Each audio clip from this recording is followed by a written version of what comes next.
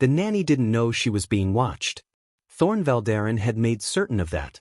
The cameras were embedded in the nursery's ornate molding, disguised as decorative rosettes, their lenses no larger than pinheads. Infrared sensors tracked movement. Audio feeds captured every whisper, every breath, every sound his twin daughters made in the night. He told himself it was necessary. Prudent. After what happened with the last 3 nannies, women who'd smiled in interviews and lasted less than a week before fleeing with vague excuses about difficult children and uncomfortable atmospheres, he needed to know the truth. His daughters, Lyra and Sera, were 6 months old. Half vampire, half human. Born 3 minutes apart during a blood moon that had taken their mother's life and left Thorne hollow. The new nanny, Mira Ashton, had arrived that morning. Human. 28 years old. References that seemed almost too perfect. She'd sat across from him in his study, hands folded calmly in her lap, and met his gaze without flinching when he'd asked the question that made most applicants uncomfortable. Do you understand what you're accepting? These are not human children. They will be stronger than you. Faster. As they grow, they will be capable of harming you without meaning to. Are you prepared for that? Mira's green eyes had held steady. I've worked with vampire families before, Your Majesty. I understand the risks. But children are children, regardless of what runs in their veins. They need love, stability, patience. That's what I offer. My consort, Lady Alara, oversees the household, Thorne had continued, watching for any flicker of reaction. She has particular standards regarding the children's care. You'll report to her daily. Of course. And you'll live in the West Wing. The nursery adjoins your quarters. You'll be available at all hours. I expected nothing less. She hadn't asked about salary, time off, or any of the practical concerns that usually dominated these conversations. She'd simply asked, when may I meet Lyra and Sera? Now, 12 hours later, Thorne sat in his private study with 3 monitors arranged before him. Each screen showed a different angle of the nursery. The timestamp read 2:47 a.m. Mira entered the frame. She moved quietly, a shawl wrapped around her shoulders against the stone castle's chill. The twins were crying, not the desperate wail of hunger or pain, but the fractious, overtired sound of babies who'd been disrupted too many times and couldn't settle. Thorne leaned forward, watching. This was the test. The moment when exhaustion met frustration, when patience wore thin, when people revealed who they truly were. Mira approached Lyra's crib first. The baby's face was red, tiny fists beating the air. Shoo, little moon, Mira murmured, lifting her with practiced ease. I know. Everything feels too big right now, doesn't it? She settled into the rocking chair, Lyra against her shoulder, and began to hum. Not a lullaby Thorne recognized, something older, perhaps. A melody that seemed to have weight, substance, as if it had been sung for generations. Lyra's crying stuttered. Stopped. Her small body relaxed into Mira's warmth. That's it, Mira whispered. There you go. But Sera, in the adjacent crib, continued crying. Mira glanced over, her expression torn between the baby she held and the one who needed her. I'm coming, Starlight, she called softly to Sera. Just give me one moment. She stood, still holding Lyra, and crossed to Sera's crib. Moving with careful precision, she managed to lift Sera with her free arm, settling both babies against her chest.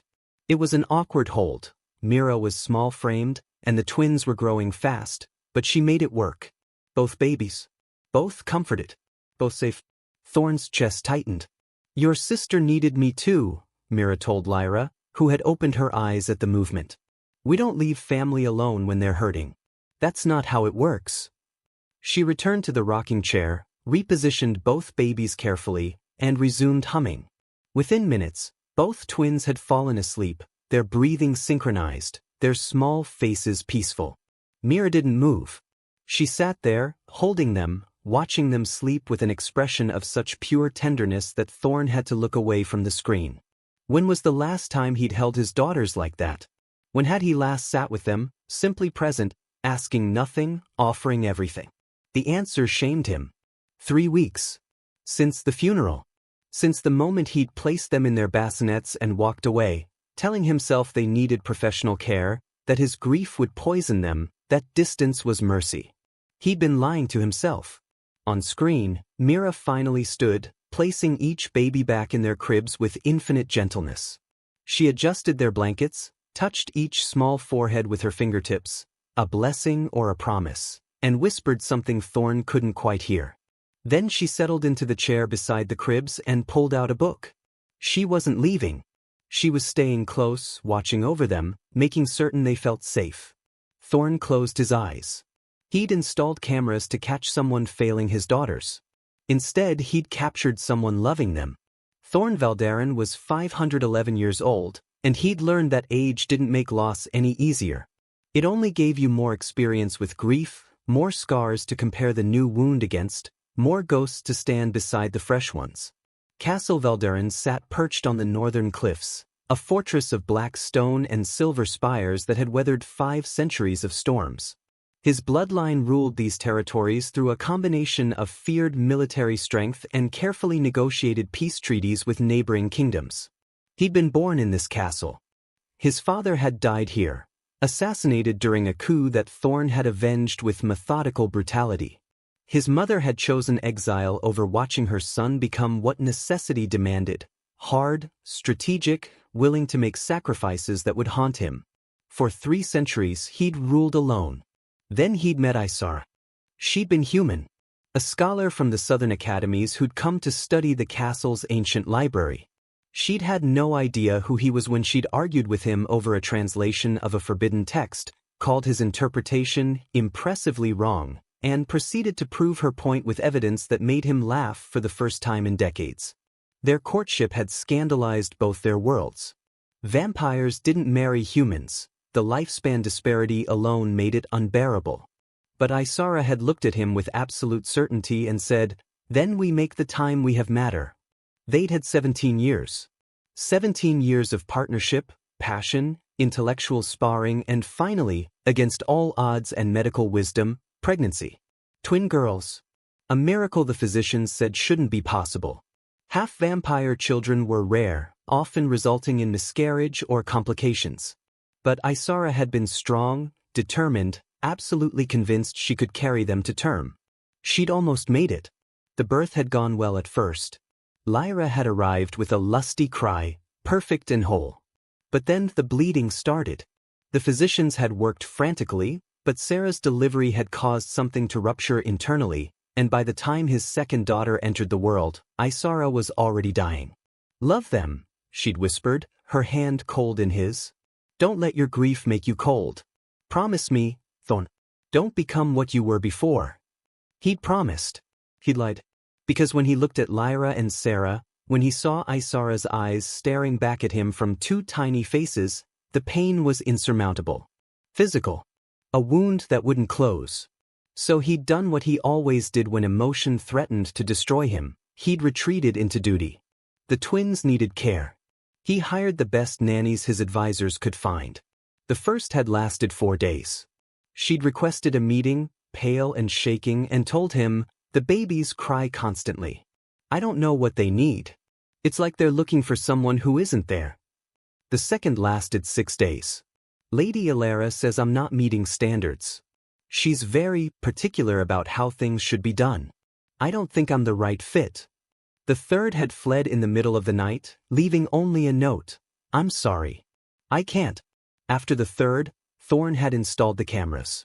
And he'd sat in his study, night after night, watching the monitors, trying to understand why the pattern kept repeating. That's when he'd started to notice Lyra. Lady Lyra Greythorne had entered his life 6 months before Sera's death. She'd arrived as part of a diplomatic delegation, a vampire noble from the Western Territories with impeccable lineage and courtly manners. She'd expressed condolences for his wife's difficult pregnancy, offered support, made herself useful in ways that seemed genuine. After Sera died, Lyra had simply stayed. She'd attended the funeral, organized the household in the chaos that followed, handled correspondence and diplomatic matters while Thorne drowned in grief. She'd been a steady presence when everything else was falling apart. The court had approved when he'd accepted her proposal to formalize their arrangement, a practical partnership, she'd called it. Not love, but mutual benefit. He needed someone to manage the household. She wanted the status and security that came with being the vampire king's consort. It had seemed reasonable, logical. Sera would want him to move forward, to find stability for their daughters. But something had been wrong from the start.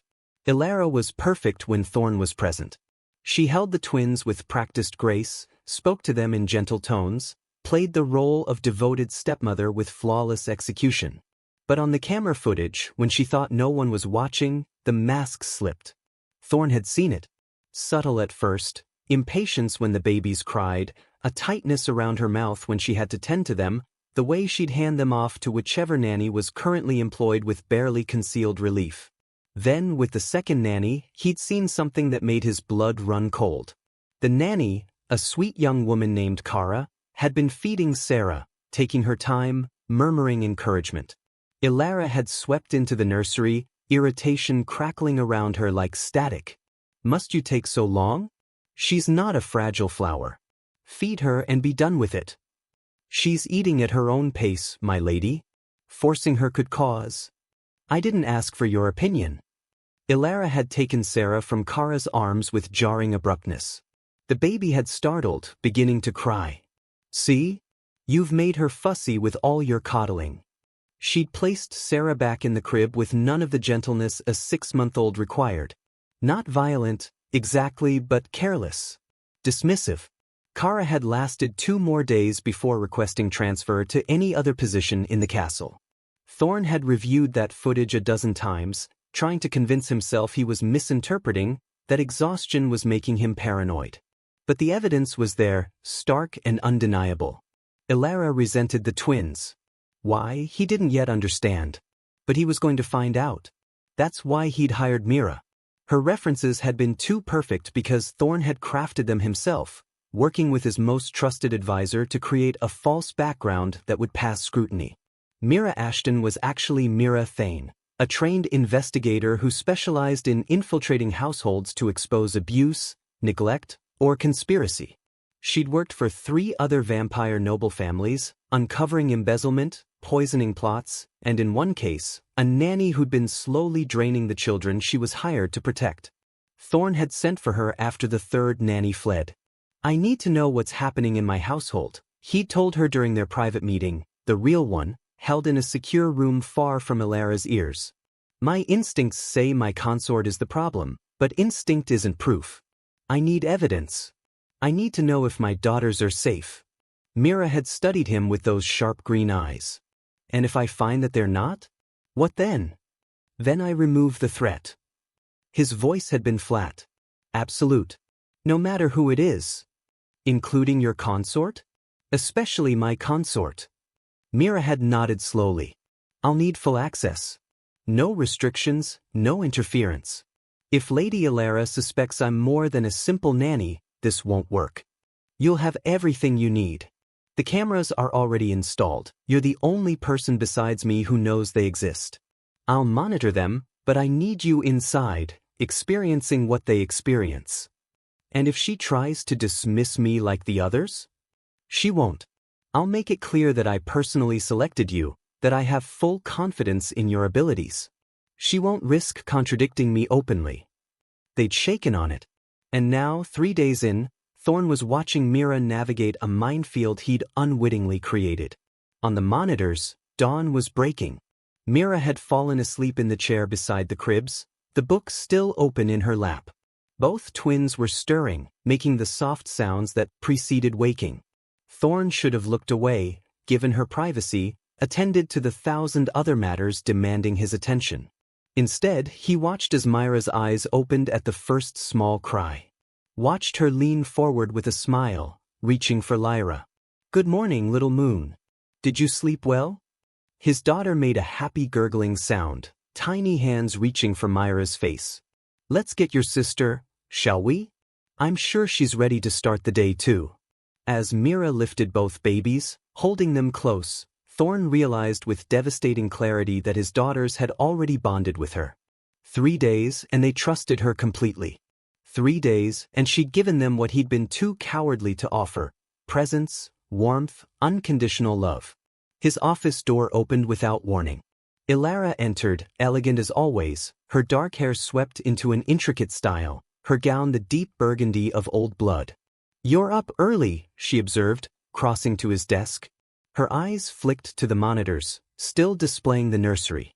Her expression didn't change, but something tightened around her mouth. "Watching the new nanny? Ensuring she's competent." "And?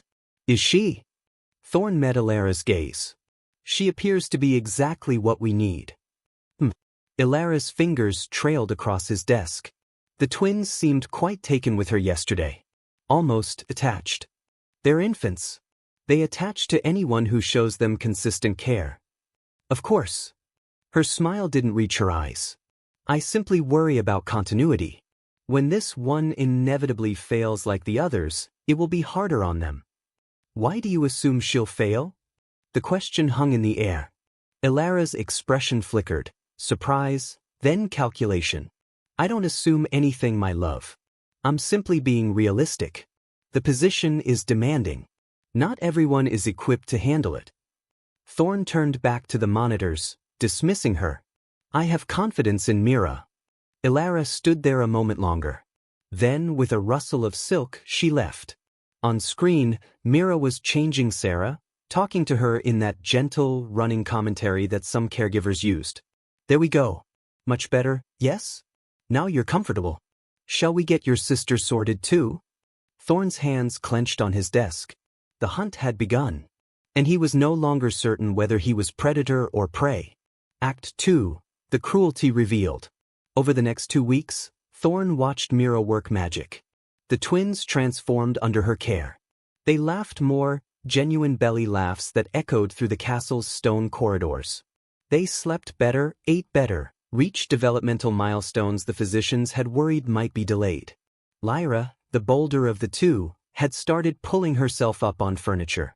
Sera, more cautious, watched her sister with solemn attention before attempting the same feat days later.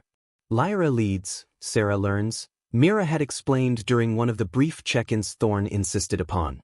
They have different approaches, but they're both brilliant in their own ways. She'd been sitting on the nursery floor when he'd entered, both twins using her as a climbing structure. Lyra had been gripping Mira's collar, trying to stand. Sera had been curled in her lap, chewing on a teething ring. "They seem happy," Thorne had observed, staying carefully in the doorway. "They are. Children thrive on routine, affection, and feeling safe. We've established all three. And Lady Lyra? How is she integrating into their routine?" Mira's expression had remained neutral, but something in her eyes sharpened. "Lady Lyra visits regularly. She's very attentive when you're present." "When you're present." The emphasis was subtle but unmistakable. "And when I'm not?" "Less so. But that's to be expected. She has many responsibilities." It was a careful answer. Professional. Revealing nothing while revealing everything. Thorne had nodded and left, retreating to his study to review the footage Mira knew he'd be watching anyway. What he saw there confirmed his darkest suspicions. Lyra's visits to the nursery followed a pattern. When Thorne announced he'd be working from home, when he planned to check on the children, when the court was watching, she was the picture of maternal devotion. She'd hold the twins, coo at them, tell visiting nobles how blessed she felt to help raise them. "Poor darlings," she'd sigh, touching Lyra's cheek with perfectly calibrated sympathy. "Losing their mother so young. But I'll ensure they want for nothing." The court ate it up. Whispers of approval followed her through the castle. Such grace. Such compassion. The king is fortunate to have found her. But the knights told a different story. For nights after Mira's arrival, Lyra had entered the nursery at 11 in the evening. Mira was in her adjoining quarters. Thorne could see her through the connecting door, reading by lamplight, staying close but giving the twins space to sleep. Lyra approached the cribs silently. Both babies were awake, making soft sounds. Sera had been crying earlier, nothing serious, just fussiness, and though Mira had soothed her, she was still restless. "Quiet," Lyra hissed, leaning over the crib. Not loud enough to carry to Mira's room, but sharp enough to make Sera flinch. Always crying. Always needy. Do you have any idea how exhausting you are? Sera's face had crumpled. She'd begun crying in earnest. I said quiet. Ilara's hand had moved, not to strike, but to grip the crib rail hard enough that the wood groaned. Your mother died bringing you into this world, and for what? 2 half-breed mistakes who will never be enough. In her quarters, Mira had appeared in the doorway. Lady Lyra. I didn't realize you were here. Ilara's transformation had been instantaneous. She straightened, her expression shifting to concern. The crying woke me. I wanted to check on them. How thoughtful. Mira's tone was perfectly pleasant, but she'd moved immediately to Sera, lifting the crying baby. She's just unsettled. I'll take care of it. Of course. Lyra had smiled. You're so good with them. Much better than the others were. Thank you, my lady. Lyra had left. Mira had held Sera close, whispering things the microphones couldn't quite catch. But Thorne had seen her expression, grief and fury held in careful check. The footage had made him physically ill. Your mother died bringing you into this world. How dare she? How dare Lyra take her resentment, her whatever twisted emotion drove her, and pour it onto 2 innocent children who'd done nothing but survive. But he'd forced himself to wait, to watch, to gather more evidence. One incident could be explained away. A pattern couldn't. The pattern emerged quickly. Every time Thorne was away, in council meetings, handling territorial disputes, managing the endless demands of ruling, Lyra visited the nursery. And every time, she brought her poison. Look at you, she'd said to Lyra during one visit, watching the baby try to crawl. So desperate for attention. Just like your mother was. She had to trap the king with pregnancy because she knew she was nothing special. Just a human with delusions of adequacy. Lyra, not understanding the words but sensing the venom, had started crying. Cry all you want. It won't change what you are. Mistakes. Reminders. Obstacles. Mira had intervened within seconds every time, but the damage was being done. Thorne could see it in the camera feeds. The twins were developing wariness around Lyra. When she entered the room, they'd turn to Mira, seeking safety. When she reached for them, they'd cry. They're going through a phase, Lyra had explained to visiting nobles, her voice rich with false understanding. Stranger anxiety. Completely normal, though I must admit it stings when they prefer the nanny to me. She'd played the wounded stepmother beautifully. And because Thorne had been maintaining his distance, because he'd failed to establish his own bond with his daughters, no one questioned it. No one except Mira. Thorne had watched her grow increasingly protective. She'd started positioning herself between Lyra and the twins whenever possible. She'd invented reasons to keep the nursery occupied, exercises, tummy time, developmental play, that made impromptu visits inconvenient. And she'd started documenting everything.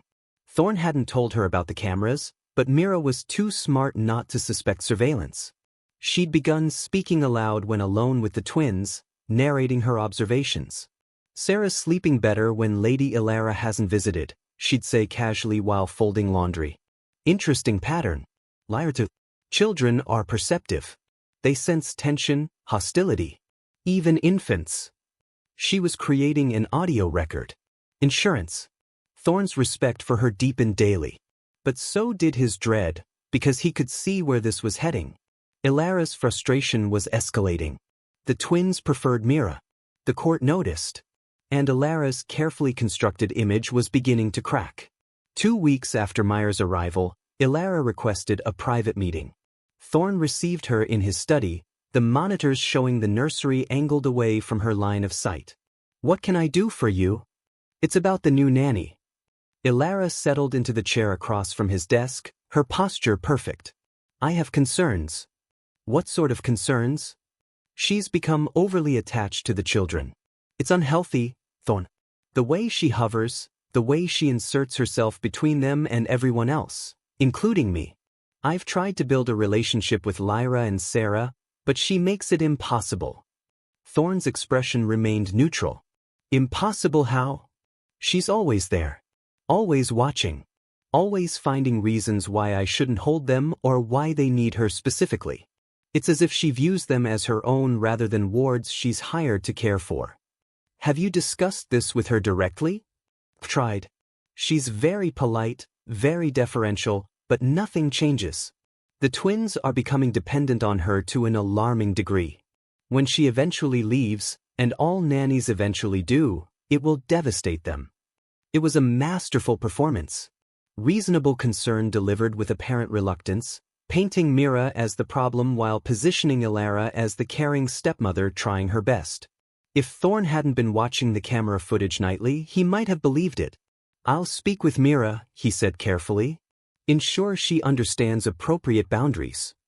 Relief crossed Lyra's features. Thank you. I know this is delicate. I don't want to seem like I'm undermining her, but the children's well-being must come first. Of course. After Lyra left, Thorne pulled up the day's footage and fast-forwarded to that morning's incident, the one Lyra had conveniently failed to mention. Mira had been in the garden with the twins, giving them supervised floor time on a blanket. Lyra had been reaching for flowers, fascinated by colors and textures. Sera had been watching butterflies with intense concentration. Lyra had appeared on the garden path. What a lovely scene. Good morning, Lady Lyra. Mira had stood, positioning herself subtly between Lyra and the babies. We're enjoying the sunshine. Would you like to join us? Actually, I'd like some time alone with the girls. You may take a break. Of course. Let me just. I said you may go. Lyra's voice had cooled. I'm perfectly capable of watching 2 infants for 20 minutes. Mira had hesitated, her eyes flicking to the twins. Yes, my lady. She'd left but hadn't gone far. Thorne could see her in the frame's edge, standing just around the garden wall's curve. Close enough to hear. Ready to intervene. Smart woman. Lyra had waited until Mira disappeared from view. Then she'd approached the blanket and looked down at Lyra and Sera with undisguised contempt. Alone at last, she'd murmured. No witnesses. No protective nanny. Just you and the woman you refuse to accept. Lyra had made a happy sound, reaching up. Don't. Lyra had moved the baby's hand away sharply. I'm not your mother. I'm not anything to you. You're just obligations I inherited when I tied myself to your father. Sera had started fussing. The sound had made Lyra's jaw tighten. Oh, now you cry. Of course. You sense it, don't you? That I don't want you. That I wish you'd never been born. That every time I look at you, I see everything I'll never have. His full attention, his love, his legacy. Because he'll always choose you over me. You're his blood. She'd leaned closer, her voice dropping to a whisper that the microphones barely caught. But you're also proof of his greatest weakness. He loved a human. He let emotion override centuries of wisdom. And she destroyed him by dying. So in a way, you destroyed him too. The king he was, strong, feared, untouchable, is gone. Replaced by this grief-hollowed shell who can't even look at his own children. Lyra had begun crying then, sensing the hatred if not understanding the words. Cry away. It won't change anything. You're stuck with me. And I'm stuck with you. But don't expect me to pretend I feel something I don't. When your precious nanny isn't watching, when your father is too cowardly to engage, you'll learn the truth. You're tolerated. Not loved. Never loved. Mira had appeared at the garden entrance. Lady Lyra, forgive me, but it's time for their feeding. Lyra had straightened instantly, her mask sliding back into place. Of course. They've been absolute angels. She'd smiled. You're right, they are attached to you. The moment you left, they started fussing. Children are perceptive. Indeed they are. After Lyra left, Mira had gathered both babies close, murmuring apologies they couldn't understand, promises she intended to keep. Thorne had watched that footage 3 times, his rage building with each viewing. You're stuck with me. And I'm stuck with you. Lyra wasn't just resentful. She was actively hostile. And she was growing bolder, more confident that her performance would protect her. She had no idea Thorne had seen everything. But he still needed more. Because what he'd witnessed was cruelty, poisonous words spoken to children too young to comprehend them. In the vampire court, that wouldn't be enough to strip a consort of her position. Words weren't violence. Hatred wasn't abuse. He needed her to cross the line clearly, undeniably. Needed evidence so damning that even the most tradition-bound noble would support her removal. He needed her to break completely. And despite the sick feeling in his gut, Thorne knew the breaking point was coming soon. Because Mira was protecting his daughters too well. And Lyra's frustration was reaching critical mass. The collision came on the 18th day. Thorne was hosting a diplomatic summit, border lords from 3 territories gathering to negotiate trade agreements and settle old grievances. The meetings would last from dawn until midnight, demanding his complete attention. Lyra knew this. She'd helped organize the summit, had positioned herself as the gracious hostess, the king's capable partner managing his household while he managed his realm. She'd also made certain the nursery would be isolated that day. Thorne hadn't realized that part until he'd reviewed the footage later, piecing together the calculated nature of what happened. Lyra had dismissed the usual rotation of servants who passed through the West Wing. Sent the kitchen staff on early breaks. Given the head housekeeper tasks that required her presence in the East Towers. She'd cleared the field. At 3:47 in the afternoon, Thorne would never forget the timestamp. Mira had been in the nursery with both twins. Lyra was having tummy time on a soft mat, practicing pushing up with her arms. Sera was in the bouncer, making happy sounds at a string of silk scarves Mira had hung for her to bat at. Normal. Peaceful. Then Lyra had entered. "Good afternoon, Lady Lyra." Mira had stood immediately, her body angling protectively toward the twins. "Afternoon." Lyra's smile didn't reach her eyes. "I thought I might spend some time with the girls. You've been monopolizing them lately. I'm happy to facilitate bonding time. Perhaps you could take the rest of the day off." It wasn't a suggestion. "I'm perfectly capable of caring for 2 infants. With respect, my lady, they haven't eaten yet. Their schedule. Lyra's voice sharpened. "You speak as if you created them rather than simply caring for them. They're not yours, Mira." "I never suggested they were. Didn't you?" Lyra moved closer.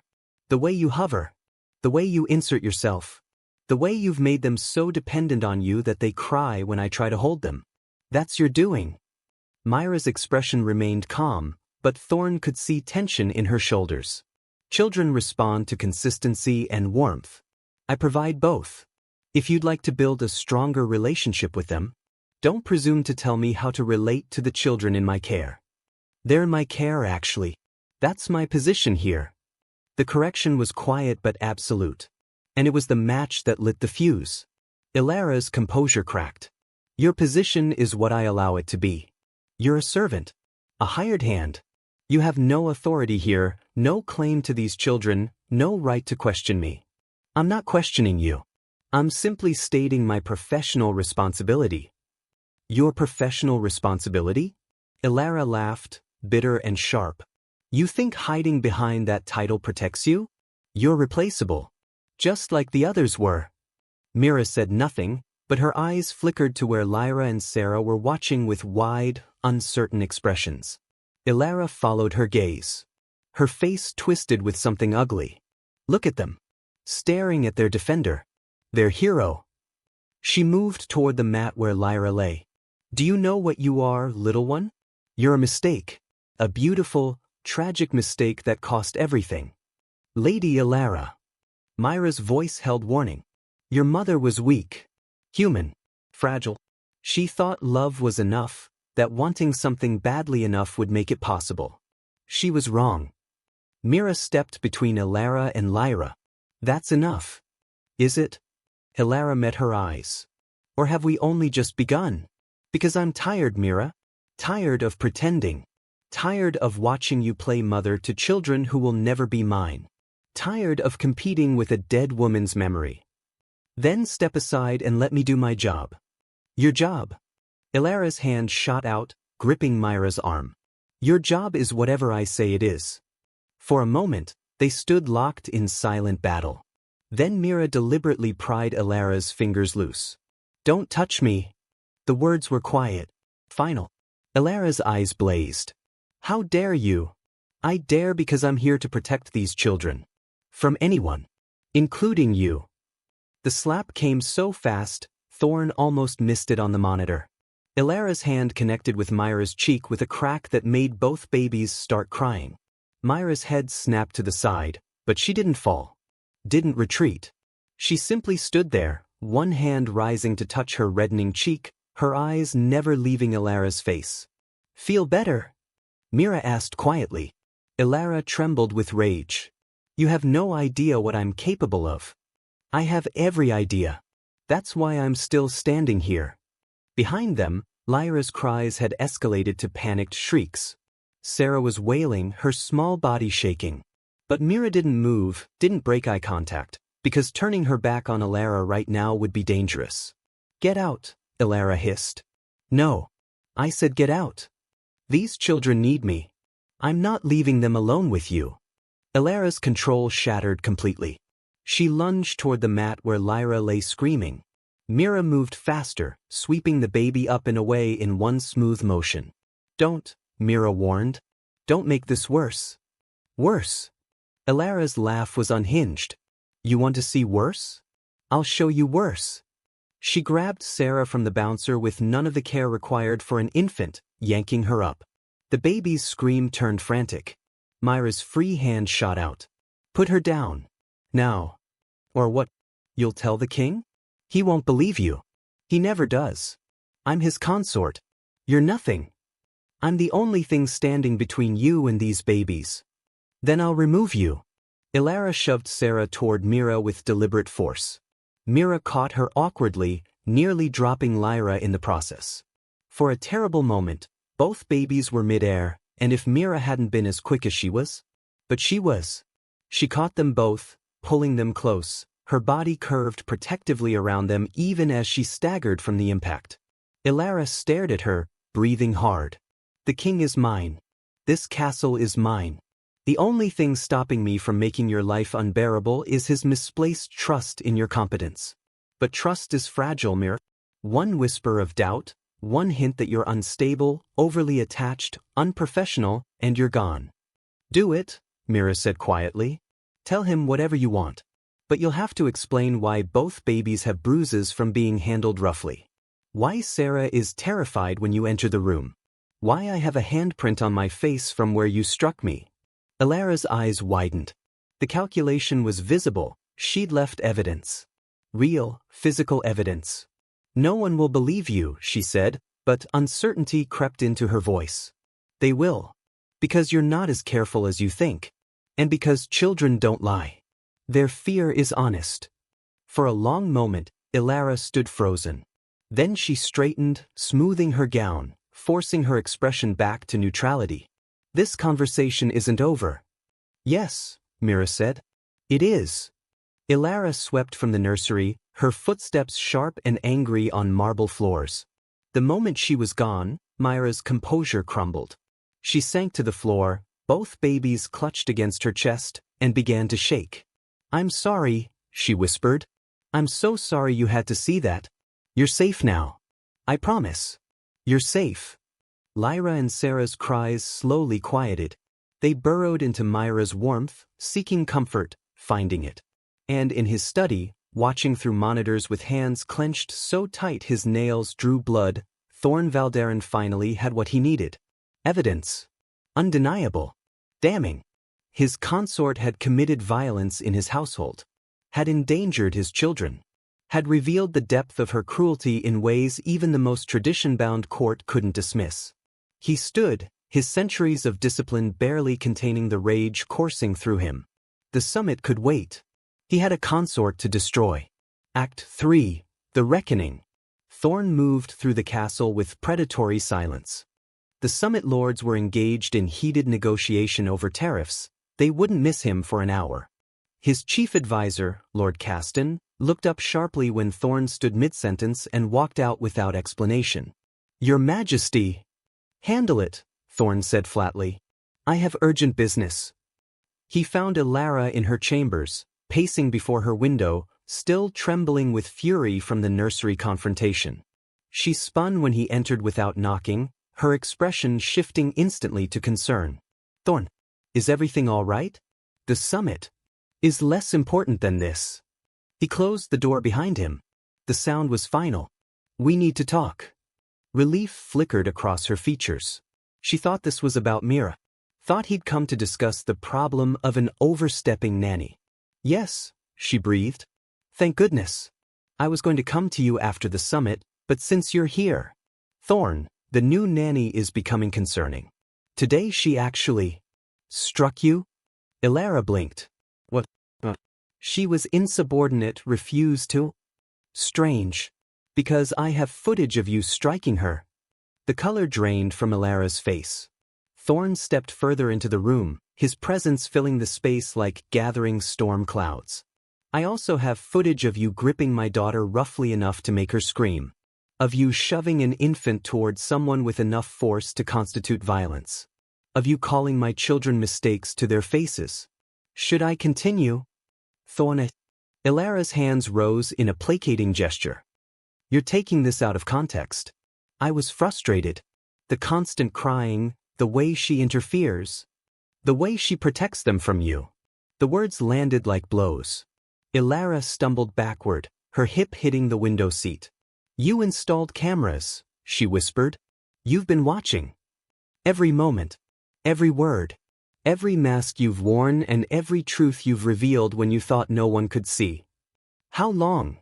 Since before I hired Mira. I needed to understand why 3 competent nannies fled in terror. Now I know. Lyra's shock transformed into calculation. She straightened, smoothing her features into hurt dignity.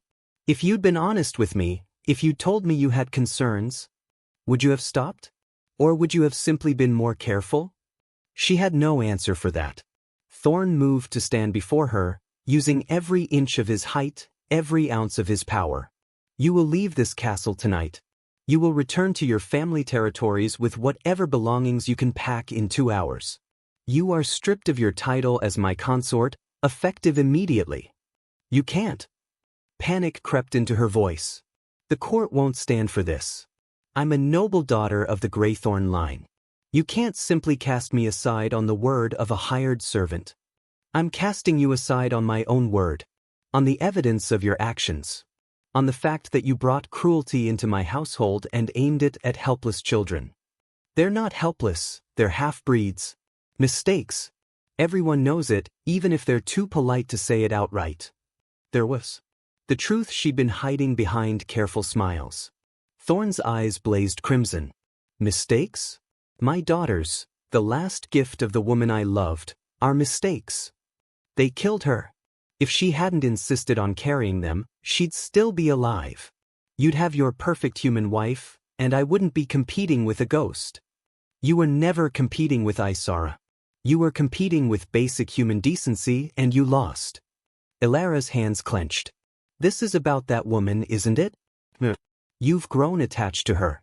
All those late nights watching her with your daughters, seeing her play mother. Stop. She's replaced both of us, hasn't she? Sera and me. Convenient. A built-in family for the grieving king. I said stop. Thorne's voice had dropped to a lethal whisper. The temperature in the room plummeted. Ancient power radiated from him in waves that made the candles gutter and die. You came into my home, he continued, each word precise, offering sympathy and support. I allowed you into my life, my household, my daughter's presence. I trusted you with the most precious thing I had left. And you repaid that trust with hatred so profound you couldn't hide it. I tried. The words burst from Lyra. I tried to love them, to accept them, but every time I looked at them, I saw her. Saint Sera, the perfect human who won your heart. They're living proof I'll never measure up. You're right. You never will. But not because of them. Because of you. Lyra's face crumpled. Real tears spilled down her cheeks, not the calculated kind she'd used for performance, but genuine despair. Where will I go? If you banish me, my family will, the shame of being cast out. Should have considered that before you terrorized infants. Thorne, please. I'll change. I'll stay away from them. 2 hours. He turned toward the door. Pack what you can carry. My guards will escort you to the border. And if I refuse? He looked back, his expression carved from ice. Then I'll have you removed by force. Your choice. The door closed behind him with quiet finality. In the hallway, Thorne leaned against the cold stone wall, his carefully maintained control finally fracturing. He'd done it.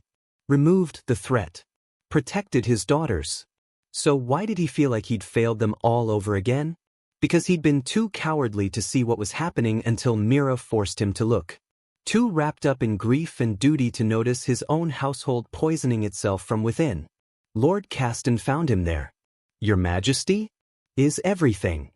Summon the household staff, Thorne interrupted. I'm making an announcement. 15 minutes later, every member of Castle Valdaren's staff stood assembled in the great hall. Nobles, servants, guards, all watching their king with varying degrees of confusion and concern. Thorne stood before them, his presence commanding absolute attention. Lady Lyra Greythorne is no longer my consort, he announced without preamble. She is hereby stripped of all titles and privileges. She will depart this castle within the hour and is never to return.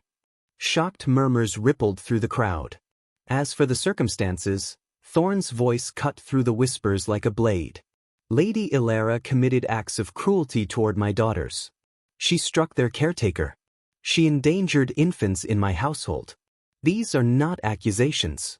They are documented facts. The murmurs intensified. Several nobles looked genuinely horrified. Others exchanged uncertain glances, unsure how to react. Going forward, Thorne continued, Mira Ashton is appointed guardian of the royal heirs. She will have full authority over their care, protection, and well-being. Any attempt to undermine her position or interfere with her duties will be considered an act against the crown itself. He let that sink in. Let them understand that this wasn't merely about a nanny's status, it was about the safety of the royal bloodline. The children's welfare is paramount. Not tradition, not politics, not anyone's personal ambitions. Am I understood? The assembly answered as one, Yes, Your Majesty. Dismissed. They dispersed, whispers already building into what would become the castle's dominant gossip for weeks. But Thorne didn't care about gossip. He cared about getting to the nursery. He took the stairs 3 at a time. Mira was sitting in the rocking chair when he burst through the door. Both babies were in her arms, freshly fed and drowsy. She looked up, startled, the mark on her cheek still visible in the lamplight. Your Majesty! Is that from her? He crossed the room in 3 strides, gently turning her face to see the bruise forming. Did she hurt you anywhere else? I'm fine. The babies are safe because of you. Thorne's hands were trembling. I watched it all, Mira. I saw what she did, what she said. I saw you protect them when I should have been here doing it myself. You couldn't have known. I should have. The words came out anguished. I should have been present enough to see it. Should have bonded with them enough that they'd tell me through behavior, through fear. Should have been their father instead of hiding behind duty and grief. Mira's expression softened. You were drowning. Grief does that. It's no excuse for failing them. Then don't fail them anymore. The simple statement hung in the air. Thorne looked down at his daughters, truly looked at them for the first time in weeks. Sera had fallen asleep against Mira's shoulder. Lyra's eyes were heavy-lidded, fighting to stay awake. They were beautiful. Perfect. Growing impossibly fast. May I? He asked quietly, reaching for Lyra. Mira passed her over carefully. The baby stirred, whimpering slightly, but didn't wake. Her small body was warm, solid, to life. Thorne held her against his chest, feeling her heartbeat sync with his own. The connection he'd been terrified of finally clicked into place. This is my daughter. Mine to protect, to love, to raise. Sera woke at the movement, blinking up at Mira, then focusing on Thorne with serious eyes. She studied him for a long moment, her tiny brow furrowed as if making an important decision. Then she reached for him. Thorne's breath caught. Mira helped transfer her to his other arm, and suddenly he was holding both daughters, both of them looking at him with Isara's eyes, and the grief that had paralyzed him for months transformed into something else entirely. Purpose. Determination. Love so fierce it bordered on violence. "I'm here," he whispered. "I'm here now, and I'm not leaving again. I swear it." Lyra made a small sound, her fist curling into his shirt. Sera's expression relaxed into something like contentment. They forgave him. Just like that. Because children were capable of that kind of grace. "Thank you," Thorne said to Mira. "For protecting them. For staying when any rational person would have fled. For loving them when I couldn't. I didn't do it alone." Mira gestured subtly toward the carved molding where the cameras were hidden. Someone was watching. Someone cared enough to see the truth. Their eyes met. Understanding passed between them, warrior to warrior, protector to protector. "Ilara's gone," Thorne said. "Banished. It's done. And the court will accept my decision or face consequences. You're guardian of the royal heirs now. Official title, formal position. The highest authority over their care." Mira's eyes widened. "Your Majesty, I'm just the only person in this entire castle who put my daughters before politics, appearance, or personal ambition. You're exactly what they need. What I need if I'm going to learn how to be their father. You already know how. You're holding them." It was that simple. That profound. Thorne looked down at Lyra and Sera, finally understanding what Isara had tried to tell him with her last breath. Don't let the crown make you cold. He'd come dangerously close. But these two small lives had pulled him back from the edge. And the human woman standing before him, brave, fierce, utterly devoted, had been the bridge. "Will you teach me?" he asked quietly. Not as king to employee, but as someone who desperately needs help raising his daughters? Mira smiled, genuine warmth replacing the professional mask she usually wore. "Every single day." Act 4. Healing and Resolution. The next 6 weeks rewrote everything.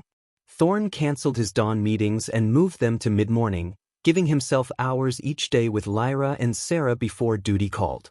He learned their routines, feeding times, nap schedules, the subtle differences between their cries. He discovered that Lyra liked to be bounced when fussy, that Sera preferred gentle rocking, that they both loved when he read to them in the ancient vampire tongue, responding to the rhythm of words they couldn't yet understand.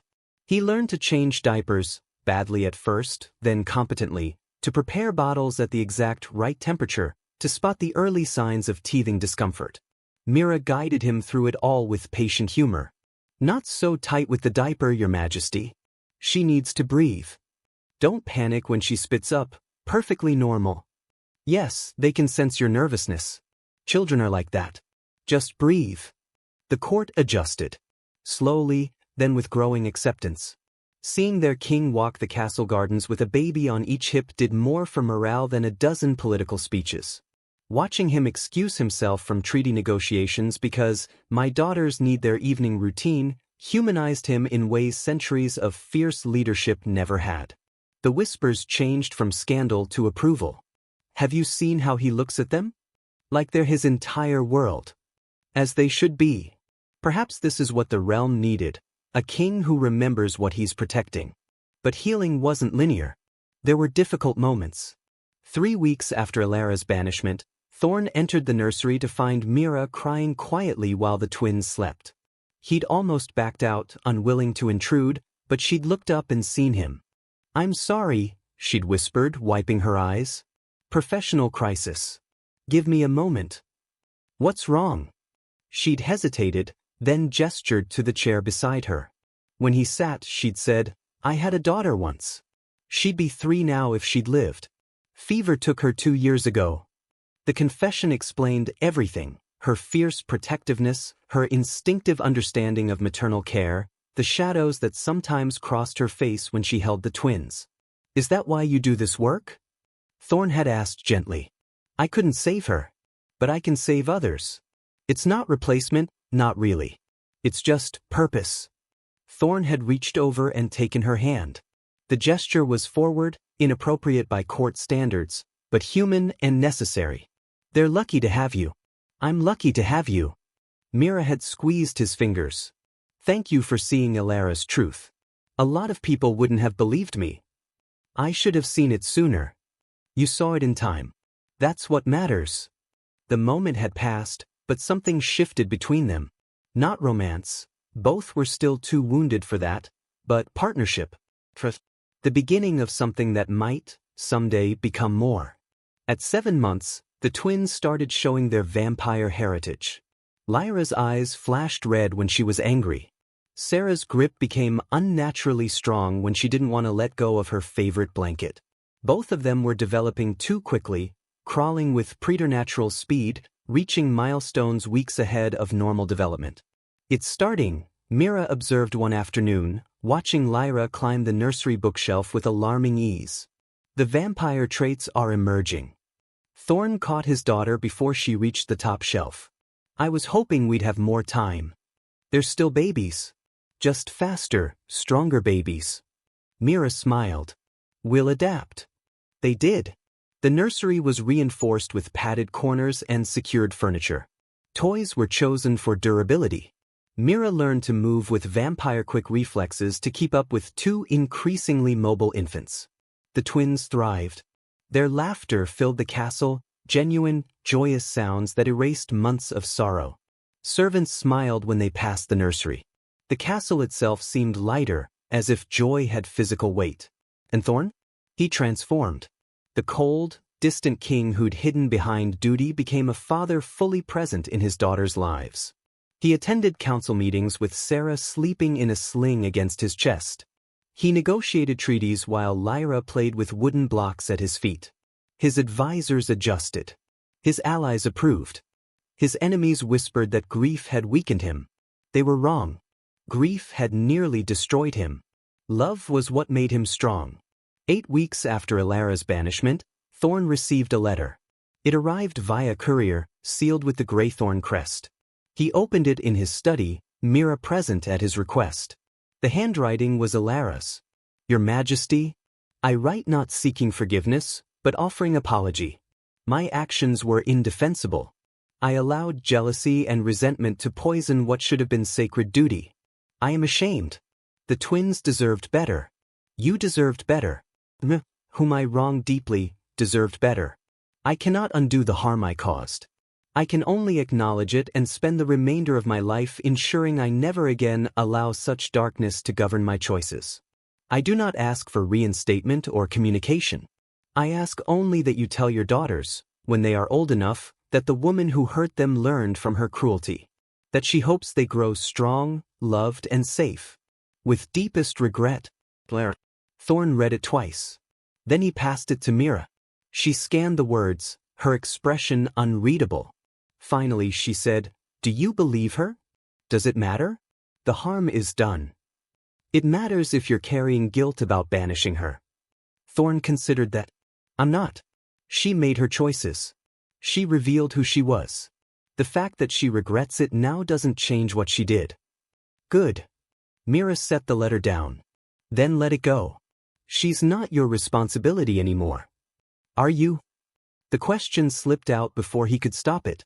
Mira looked at him, surprise flickering across her features. I work for you if that's what you mean. That's not what I mean. Silence stretched between them. Outside the study windows, sunset painted the sky in shades of amber and rose. Somewhere in the castle, the twins were laughing. Thorne could hear them even from here, a sound that would never stop making his chest ache with gratitude. I don't know what you're asking, Mira said carefully. Neither do I. Not exactly.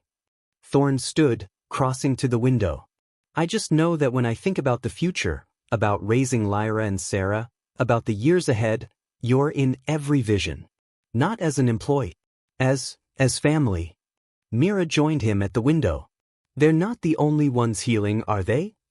No. But I'm not asking you to be Isara's replacement. That's not. I know. She cut him off gently. I know what you're not asking. And I know what I'm not offering. But I also know that families come in all shapes. That love doesn't always look like romance. That partnership and devotion can exist without traditional labels. Thorne turned to face her. So what are we? She smiled. We're 2 people raising 2 beautiful children. We're partners in the most important work either of us will ever do. She paused, searching for words. We're becoming something that doesn't have a name yet. But it's ours. And it's enough. It was enough. More than enough. Thorne took her hand, that forward gesture that had become comfortable between them, and squeezed gently. Thank you. For everything. Thank me by being the father they deserve. Every single day. 1 year after Sera's death, Thorne held a memorial in the castle gardens. It wasn't the grand state funeral that tradition demanded. It was intimate, just Thorne, the twins, Mira, and a few close advisors who genuinely loved his late wife. They planted a tree. A silverwood, rare and precious, that would grow for centuries. At its base, a simple marker. Mira Valdaren. Beloved wife and mother. She taught us that love transforms everything. Lyra and Sera were too young to understand. They played in the grass while the adults stood in respectful silence, remembering a woman who'd changed all their lives. Mira held Thorne's hand. Not romantically, but as an anchor. Steady. Present. She'd be proud of you, Mira said quietly. I hope so. I failed her at first. But you found your way back. That's what matters. Thorne looked down at his daughters. Lyra was showing Sera a flower, her small hands gentle despite their supernatural strength. Sera was watching with solemn attention, learning from her sister as she always did. They were growing so fast. Already showing personalities that would shape the adults they'd become.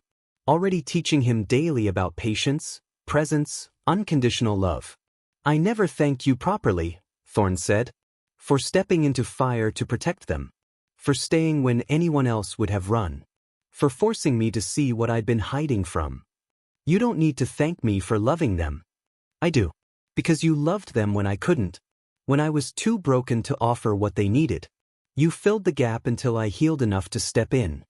Mira smiled, tears shining in her eyes. They filled the gap in me too. We saved each other. And that, Thorne realized, was the truth at the heart of everything. Healing wasn't solitary. It was communal. It happened in the spaces between people who chose to show up, stay present, love fiercely even when, especially when, it was difficult. Sera had given him that gift by dying. She'd forced him to choose. Would he let grief destroy him, or would he let love transform him? He'd chosen transformation. And these 3 people, his daughters and the woman who protected them, were the proof. Come on, Mira said, gesturing to where Lyra had discovered a butterfly. They want you to see this. Thorne crossed the grass and knelt beside his daughters. Lyra grabbed his hand immediately, pulling him toward the flower where the butterfly rested. Sera climbed into his lap, content to watch from that vantage point. See, Papa? Lyra's baby talk was getting clearer every day. Pretty. Very pretty little moon. Like Mama? Sera asked, pointing to the tree. Thorne's throat tightened. They were starting to understand. To know that someone was missing. Yes, he said gently. Just like Mama. She loved beautiful things. She would have loved you both so much. She does, Mira said from behind them. She's watching. And she's so proud. Thorne didn't know if he believed in such things. Spirits watching from beyond, love transcending death. But he wanted to. For his daughter's sake and his own. He gathered both babies close, holding them as the sun set over the gardens. Mira stood beside them, one hand resting on his shoulder, completing the circle. They weren't a traditional family. But they were family nonetheless. And in the shadows of the gardens, hidden in the carved molding of the nursery, embedded in every corner of the castle, the cameras that had once captured cruelty now recorded only love. Thorne had installed them to catch someone failing his daughters. Instead, they'd captured everyone, including himself, learning to show up. The monitors in his study would keep recording. But these days, Thorne rarely watched them. He didn't need to. He was finally present in the moments themselves. Final narration. The Vampire King learned that healing doesn't erase scars, it transforms them into wisdom. That loving after loss requires courage beyond any battlefield bravery. That sometimes the person who saves you isn't the one you expected, but the one who showed up when it mattered most. Lyra and Sera would grow up knowing their mother's love through stories, through the silverwood tree that grew taller each year, through the father who finally learned to be present. They would grow up protected, not by cameras and surveillance, but by a father who'd learned that watching from shadows was never enough. That love required stepping into the light, vulnerable and whole. And they would grow up knowing Mira, not as a hired caretaker, but as family.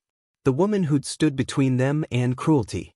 Who'd shown their father how to love again when grief had made him forget.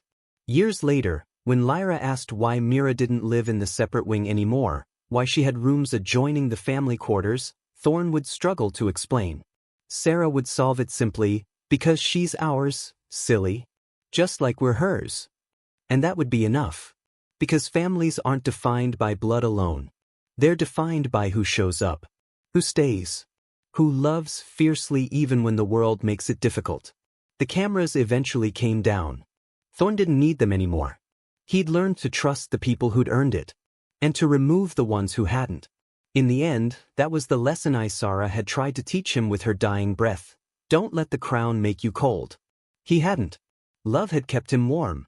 And two small girls, half vampire, half human, wholly extraordinary, had shown him that the greatest kingdom he'd ever rule was the one built in the space between heartbeats. Family.